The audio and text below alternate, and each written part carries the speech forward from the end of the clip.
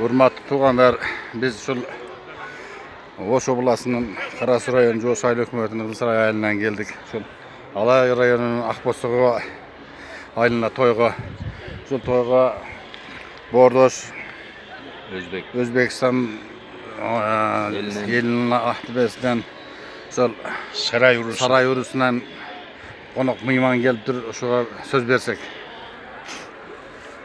Assalomu alaykum, hurmatli Qirg'iz qarindoshlar.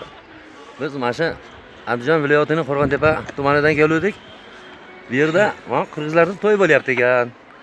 Biz mana shu to'yga keldik. Men bu to'yni ko'rib hayron qolyapman. Men tushunmadim.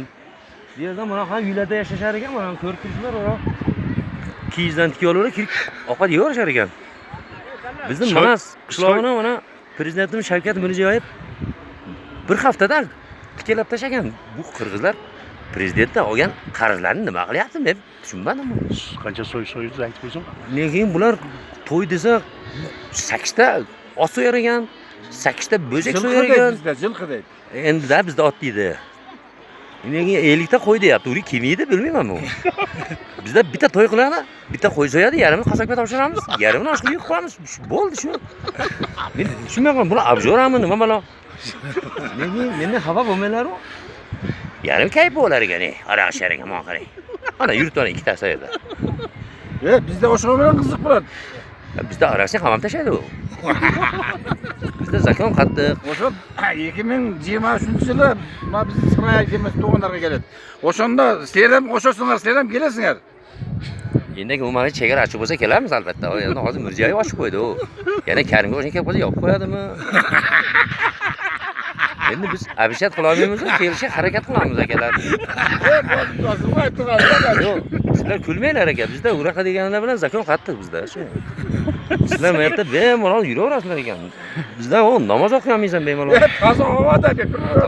Qancha tonna qimiz olib keldinglar? 2 tonna olib keldi deyapti, biroq 2 tonnadan ko'proq. Bu qimizni Sizlarda qimizni qancha ichadi? biz qimiz bilmaymiz, biz sigirni sutini ichamiz, lekin bu yerda ot sutini ichar ekan bular. Jilqida, jilqi. Men bilmayman, otda men ko'rdim.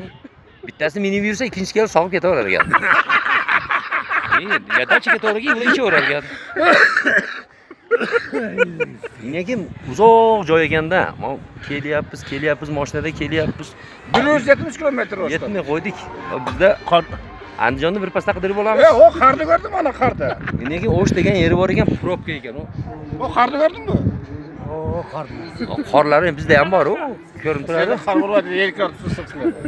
Lekin O'sh degan joyi bor, shahar bor ekan. Probka emas, tikolar mana shu o'tkazmas ekan. Nima bo'ladi? O'shda o'zi kichkina shahar ekan, bir 3 soat aylanib zo'rg'a qidirib oldik. Andijonda masalan yarim soatda bo'lasan. Probka degan narsa yo'q, qoida bilan yurishadi, hamma pravila bilan yurishadi. Bu yerda mana qarab, kuchli bo'lsa haydab ketaveradi. Bu yerda mana qo'lni chiqarar ekan, 1 minut bo'ldi, burib ketaverar ekan.